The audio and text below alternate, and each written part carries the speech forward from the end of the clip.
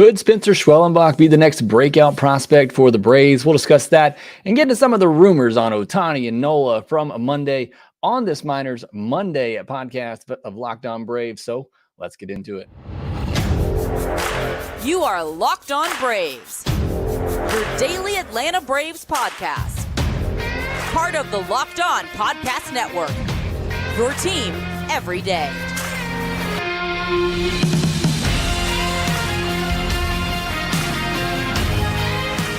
Hey, and welcome back to Locked On Braves, part of Locked On Sports Atlanta, where we cover your favorite Atlanta sports teams each and every day. I am your host, Jake Mastriani. You can follow me on social media at shortstopball. Also, make sure you check out my written work over at bravestoday.com. Make sure you follow the podcast on social media at LockedOn_Braves. Send in any questions, comments, or feedback that you have for the podcast. Have some good and fun conversation over there as well about your Atlanta Braves. So give both of those accounts a follow. Subscribe on YouTube if you're new. Hit that thumbs up button as well if you're watching there to help grow the channel of over 7,500 subscribers. Thank you so much for all your support being an everydayer here at Locked On Braves. In the offseason, I do a lot of these podcasts live. If you want to join us, I might be switching up the time we start these here. So be in mind of that, or keep that in mind. May start some of these at 8 Central, 9 Eastern, so a little bit earlier. So just look out for those. I'll tweet that out from, or post that from LockedOn_Braves pretty much every day of the week. So again, you want to join us live, look out for that link to do so and the time as well. Thanks so much for all those who are here live with us today. We got JK, Gregory, Francis, Nick C, Protect PR.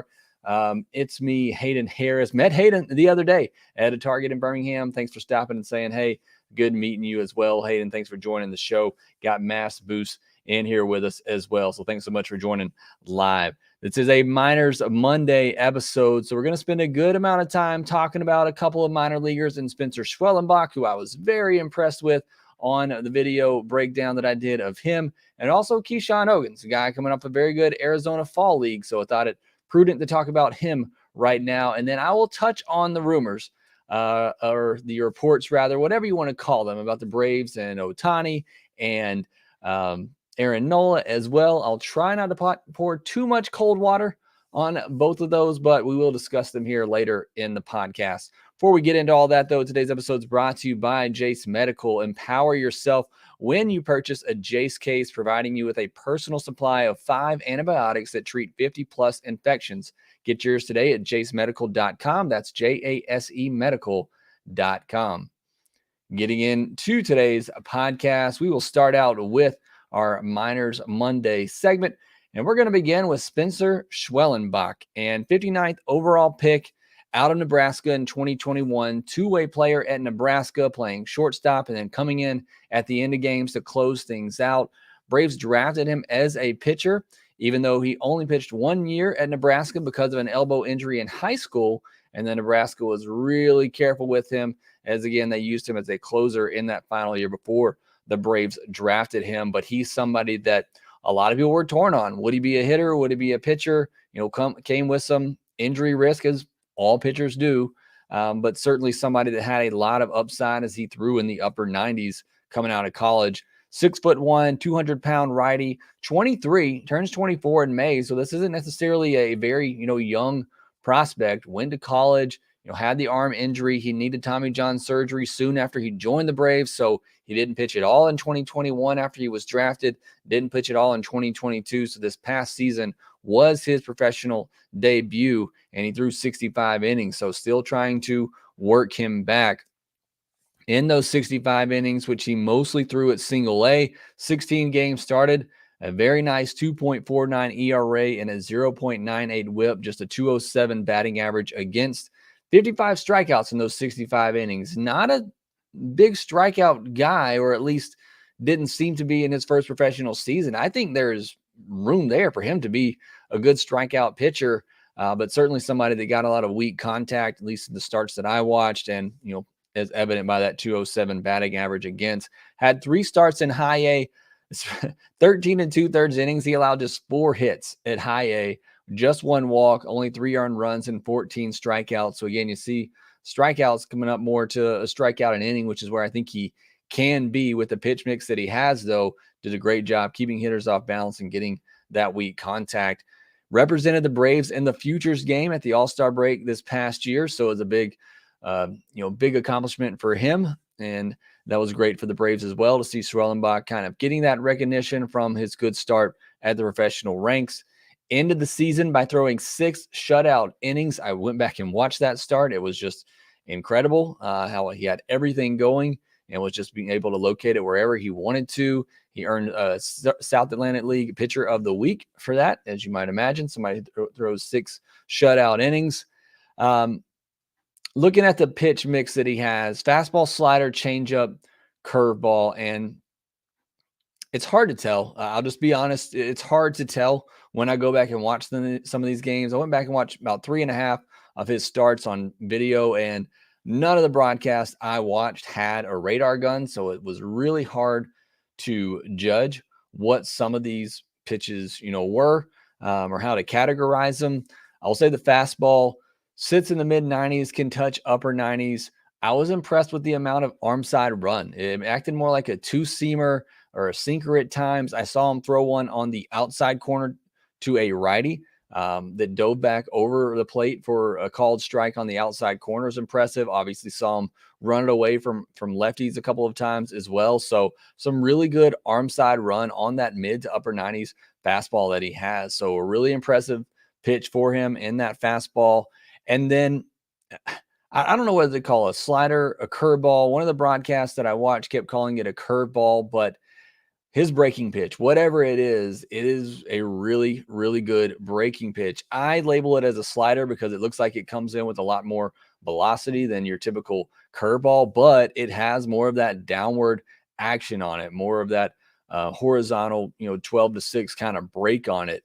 And when you see it, and from some of the angles that I watched, it almost looks like this pitch is rising, and then all of a sudden it just drops down so hard. And the hard break is why I label it more of a slider than a curveball. A curveball, you're more looking at that kind of slow breaking ball. But what I saw, it looked more like a hard break that he had. And again, I saw, when you paired that fastball up in the zone, and then I saw against the batter one time, he threw that slider off of it, and that pitch looks like it is rising towards the top of the strike zone, and then all of a sudden just takes a nosedive. So it's a very impressive breaking ball, whatever you want to call it, but it does have more of that 12-6, vertical break, not the horizontal break. However, I also saw him throw a pitch very similar fashion that had some horizontal break on it. So I don't know if there's just 2 different shapes to this breaking ball, this slider curveball mix, whatever you want to call it. But I did see at least 1 or 2 of those breaking balls that had more of horizontal break to it. So again, whatever you want to categorize it is a plus offering and looks really, really good. Now, changeup, I did not see many of these, but the ones I did see, I was really impressive as well. I thought this was another plus pitch for him. Had some filthy arm side run to it. I mean, one that was just absolutely disgusting run away from a left-handed hitter. So we're talking about 3 pitches right now that are plus for Schwellenbach. So again, I'm really impressed with this arm and what he is able to do. I know Mass Boo's saying in the comments that slider is what he's seen in most scouting reports. I have too. And again, that's what I would label it is, just because of the hard break that it has to it. The changeup, again, it has a lot of fade. Like we talked about with J.R. Ritchie, he had that good changeup as well with a lot of good fading action on it, running away from left-handed hitters. I thought I also saw some slower curveballs mixed in there as well, but I didn't see too many of those. So it's hard to tell again if maybe those were backup sliders or if he was actually trying to throw in a slow curveball. But whatever the case may be, there are 3 pitches there that I can see that are plus pitches that he can command. Again, in the starts that I saw for a guy that hadn't pitched in a while, coming off Tommy John surgery, I thought the command was very good of his pitches, particularly with that fastball and that slider. So I was really impressed with Spencer Schwellenbach and my watches of him. A lot will depend on the innings. Talking about his future now, a lot will depend on the innings and how the Braves get him stretched out, how long it takes him to get stretched out. At the end of this past season, he was consistently going 5 to 6 innings in every start, which is great to see. He took a little break there after the All-Star break. They moved him up to Rome Took a couple of weeks off there, probably just to give him a break, and then finished the season with 3 starts in Rome. Again, going 5-6 innings in the last month or so of his first professional season. So that is great, but it's a guy who hasn't pitched a lot, which is good in some ways, in the fact that he doesn't have a lot of mileage on his arm. He's already had Tommy John surgery, so now it's just about getting him stretched out. He has the pitch mix. Like I said, 3 pitches already that I think are plus. He has the pitch mix to be a starter, but if that doesn't work out, I think he has the ability to be a dominant reliever, but I still think there's plenty of potential there for him as a starter. The development of that fastball, in my mind, is going to determine if he's going to be a front of the rotation starter. This is how much I think of Schwellenbach, whether he's going to be a front of the rotation starter or a mid rotation starter. If he's able to carry that upper 90s velocity, 5-6 innings in a start, I think we're potentially looking at somebody who could be a number 2 type of starter, but it's all going to depend on how, that fastball velocity holds through starts, because I think those secondaries are already really good. And again, the command looked really good for somebody coming off Tommy John surgery. So I loved what I saw in Schwellenbach, really impressed with him. I'd probably put him right up there with J.R. Ritchie in that tier behind A.J. Smith-Shawver and Hurston Waldrop right now. Again, as I'm going through these in the offseason, those are probably my top 4 prospects pretty easily in the Braves system. So really loved what I saw from Schwellenbach. Again, his first professional season, working his way back, got a long way to go. But I think the future is really bright for him, and I can't wait to see more of Spencer Schwellenbach. Next, we'll talk about a hitter in Keshawn Ogans, who went to the Arizona Fall League, was in the Fall Stars game, a guy who had a really good second professional season himself. And I'm talking about Keshawn Ogans. We'll discuss him more next. Whether you're on extended travel, bracing for a major weather event, or limited by yet another supply shortage, you are covered with my friends over at Jase Medical. Thanks to our partners at Jase Medical, life-saving antibiotics and a long list of daily medications can be ordered in a 1-year supply.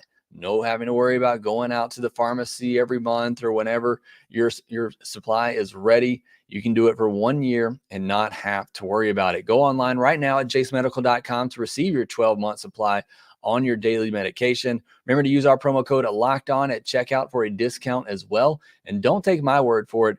Listen to one of these customer feedbacks about Jase that we got. I am thankful for this service. Supply chain issues caused me to cut pills in half to have it. I ordered most of my daily meds with a year supply. I also ordered an antibiotic kit. I feel secure now. Prices are lower than local pharmacies. I highly recommend this for everyone. And from my experience, I went on there, got myself a Jase case so that I have that in case of emergencies as well. Process was super simple. You just fill out a form. If you have to, you may have to talk to one of their licensed professionals. Wasn't the case for me. They shipped out my Jase case, was able to get it in about a week or so. Very simple process. Make sure when you're there, you use our promo code LOCKEDON for $20 off your purchase. That's locked on at jasemedical.com for $20 off. That's JASE medical.com. Moving along in this Minors Monday episode, we'll talk about Keshawn Ogans next. Final pick in the 2022 draft out of Cal as a shortstop. 5'8", 180, righty, 22 years old. So not a very big guy and a college hitter. So you expect him to be a little bit more advanced. 108 at bats after getting drafted last year, /250, 331, 306, 9 walks, 23 strikeouts, 9 stolen bases. So nothing too flashy, certainly coming out of the gate. But this past year, been all season at high A, 113 games, /265, 360, 397, 22 doubles, 9 home runs, 46 walks, 87 strikeouts, 10 stolen bases, 8 caught stealing is not great, but a 112 WRC plus.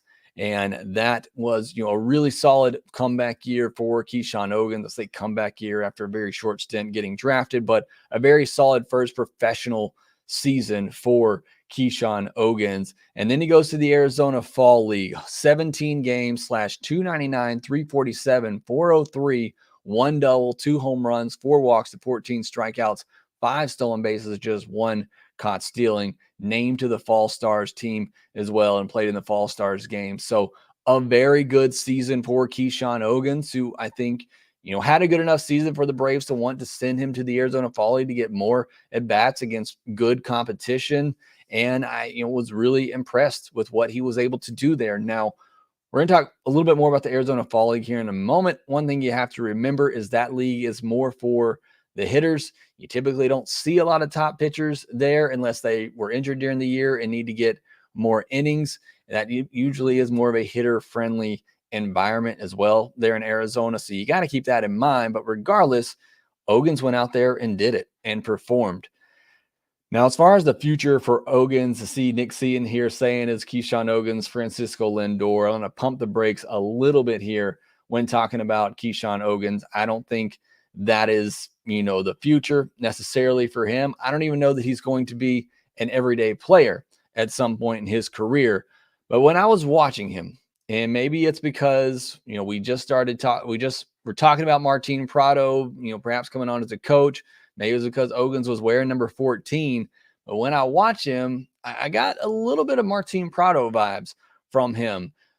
Prado, bigger guy, but, Ogans just kind of that swing, able to play multiple positions, and, back to ball skills are really solid as well. Not a ton of power. There's just nothing flashy about Ogans when I watch him, but he just looks like a solid ball player. And he's somebody that, I think is, again, not going to wow you, but I think he's somebody that, again, what we've seen from him so far is going to continue to develop and get better. And, I think he just has the potential to have an impact at a big league level sometime. I like the versatility that he brings. A couple of games I watched when he was at shortstop, he looked good there, despite the size. I thought he showed some good range and a strong arm as well. He probably fits better at second base, but he has the ability to play, both middle infield positions. This past year, he made 35 starts at second base, 43 starts at third base, and 23 starts at shortstop. So again, giving you that versatility. And then in the Arizona Fall League, played 9 games at second, 7 games at shortstop. One thing I talked about a lot last year, going into last season, is the lack of middle infield depth in the system. And while I still don't see, an everyday stud starting shortstop out there in the minor league system, I don't think Ignacio Alvarez sticks there defensively. Some of the other guys are too far away. Emryoris Taveras has a long way to go with the bat, but there now is much more depth in the system in my mind with guys like Vaughn Grissom, like Braden Shoemake, if the Braves hold on to him, keep him on the 40-man roster. Luke Waddell. I don't love Cal Conley, but, solid. Again, we're just talking about depth in the minor league system. And I think Ogans is moving his way up that depth chart as well with a strong year and what he did in the Arizona Fall League, which, again, you got to take Arizona Fall League stats with a big grain of salt.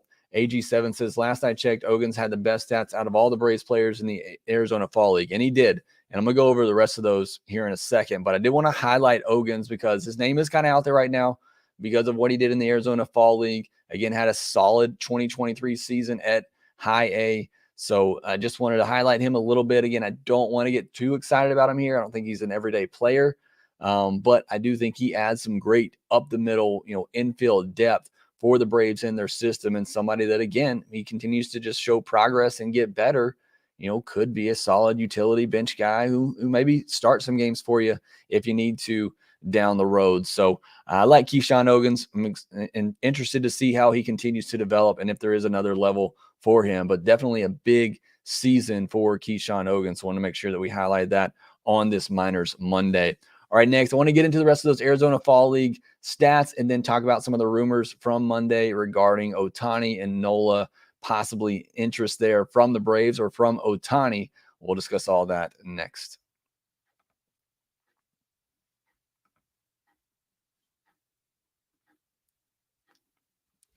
All right, I wanted to get into the rest of the Arizona Fall League stats as that season is now over. Watch some of that championship game on Sunday, I believe it was, and a pretty interesting finale there. Came down to the last at-bat, 1-run game. So pretty fun into that season. And now we try to find some winter ball action somewhere. I was watching some of the Dominican Winter League over on MLB TV tonight as well. So trying to find whatever baseball we can while I go back and watch video of minors from last season as well. But Arizona Fall League did wrap up. Talked about Keshawn Ogans. David McCabe had a pretty solid AFL as well. 278, 448, but just a 361 slug. Very surprising for a guy with that much power going to an environment that is very conducive to home runs and power. 6 doubles, but no home runs from David McCabe. Very surprising. 23 walks, 29 strikeouts. A lot of walks, also a lot of strikeouts in there as well. Again, sometimes you get pitchers with not the best control in the Arizona Fall League. So again, take all these numbers with a grain of salt. Darius Vines, 4 games started, 5.51 ERA, 1.29 whip, 16 and a third innings, 15 hits, 6 walks, 23 strikeouts. Very good to see. He was the AFL pitcher of the week 1 week in there. He had a really good start. So some good stuff from Vines. Again, this is generally a hitter's league, so keep that in mind when looking at some of these pitcher stats. Dylan Dodd, tough end to a tough season for Dylan Dodd. 4 games started in the AFL, 6.16 ERA, 1.53 whip in 19 innings, 23 hits, 6 walks, and 20 strikeouts. Tyler Tolvey, unfortunate year for him as well. Some injuries. Really thought he's the guy that could maybe step up as that catcher in the system. But 16 games, /220, 281, 356, 3 doubles, a triple, a homer, 3 walks to 19 strikeouts. Not a good ratio there. Hopefully Tyler Tolvey can get healthy and come back in 2024. Alec Barger was the best of the pitchers for the Braves, 0.96 ERA and an identical 0.96 whip in 9 and a third innings, 7 hits, 2 walks, and 13 strikeouts. That's after he had a 5.60 ERA and 1.53 whip at Double-A this past year. So good end of the season for Alec Barger. Patrick Hallion, 12.127 ERA, 2.18 whip, and 7 and a third innings. Jake McSteen, 10 and a third innings, a 4.35 whip, or 0.77 whip, a 4.35 ERA with 12 strikeouts. So good stuff there from McSteen. And then Brooks Wilson, big strikeout stuff, 11 Ks and 6 2/3 innings, but 6 hits and 9 walks. So not a great AFL for Brooks Wilson. So that's a wrap on that. No more Braves prospects right now in the AFL, but again, you might be able to catch some of those guys in Winter League action, hoping we get to see some of Vaughn Grissom over there in the Puerto Rican League. All right, now let's move on to probably what a lot of you are still hanging around for, and that is the discussion on Monday about Ohtani and Aaron Nola. Again, I don't want to pour too much water on some of these rumors, interest. I posted this on social media the other day. Ken Rosenthal himself, who is part of one of these reports, said it.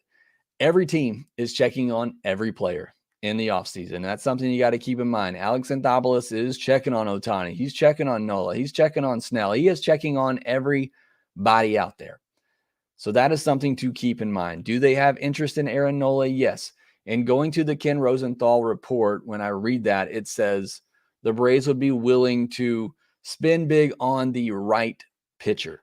And to me, that was the key word in that statement in the article from Ken Rosenthal, is that they would be willing to spend on the right pitcher. Is Aaron Nola the right pitcher?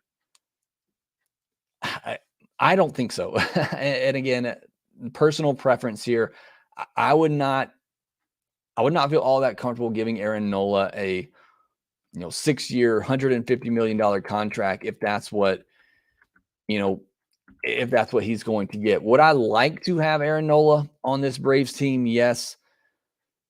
But not to be that. The way I see it is this your replacement for Max Fried? Because if it is, I'd rather you just give that money. Probably would have to be a little bit more than that. I would just rather give that money to Max Fried. I think Max Fried is a much better pitcher than Aaron Nola. You look at Aaron Nola, and again, he's given you a lot of innings. He's been good in the postseason. I'm not trying to say he's a bad pitcher. You look at his innings, and I think that's the thing that's really valuable for anybody, going after Aaron Nola. It's 212 innings, 202 innings, 71 innings in the shortened 2020 season, 180 innings, 205 innings, 193 innings.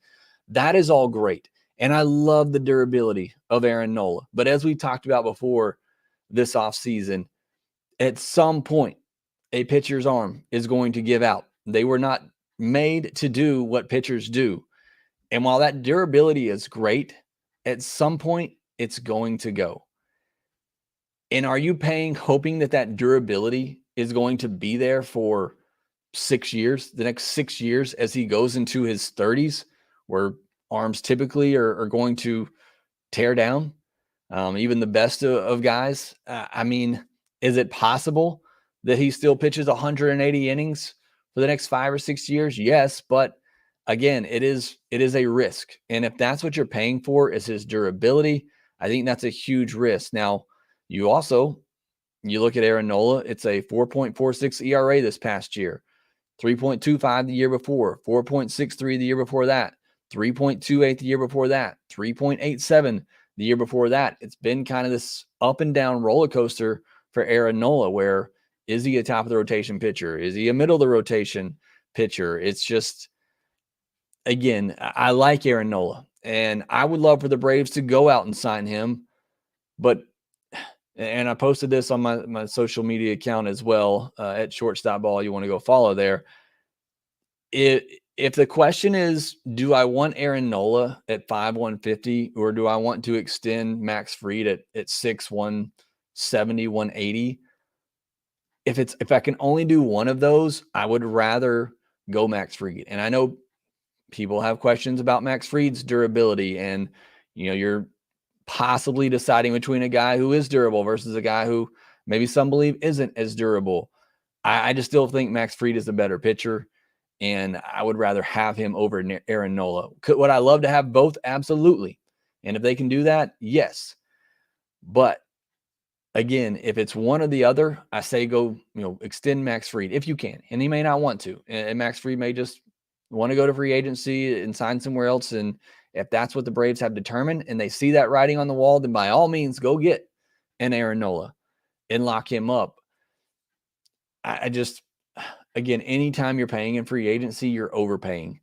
And it makes me a little worrisome paying a guy $25 million a year when you're hoping that 180 inning, durability is going to be there, and that he's more of the 3.2 ERA guy than the 4.4, 4.6 ERA guy that he also has been here lately.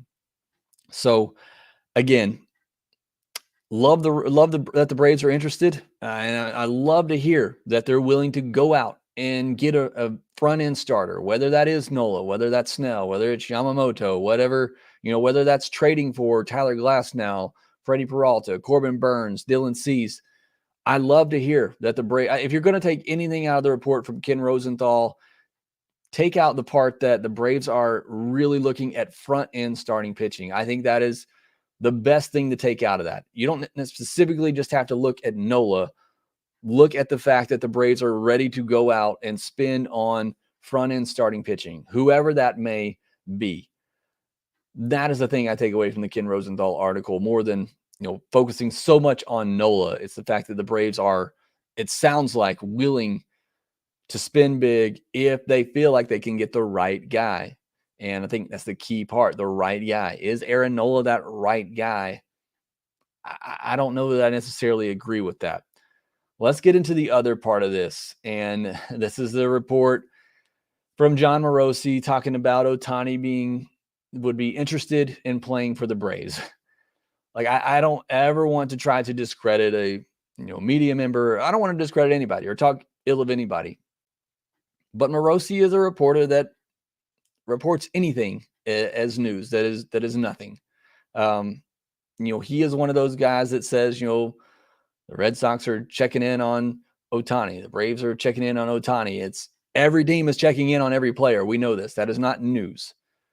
The fact that Ohtani would play for the Braves, in my mind, is not news. If the Braves were to come to him with a mega offer, he would play for the Braves. I mean, it's that plain and simple. Now, for a guy like Ohtani, who probably, gets the pick of where he wants to go. I mean, there are only a few teams that are going to spend that type of money.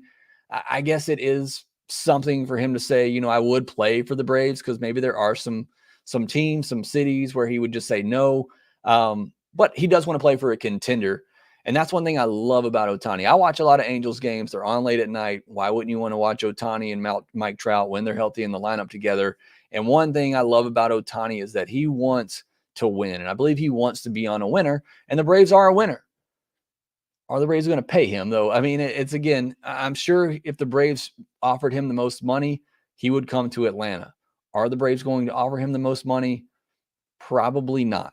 So again, it's great to hear that he wants to play for the Braves, but he's only going to play for the Braves if they give him the most money. There are going to be other teams who are contenders that are probably going to open up the checkbooks to give him, the most money.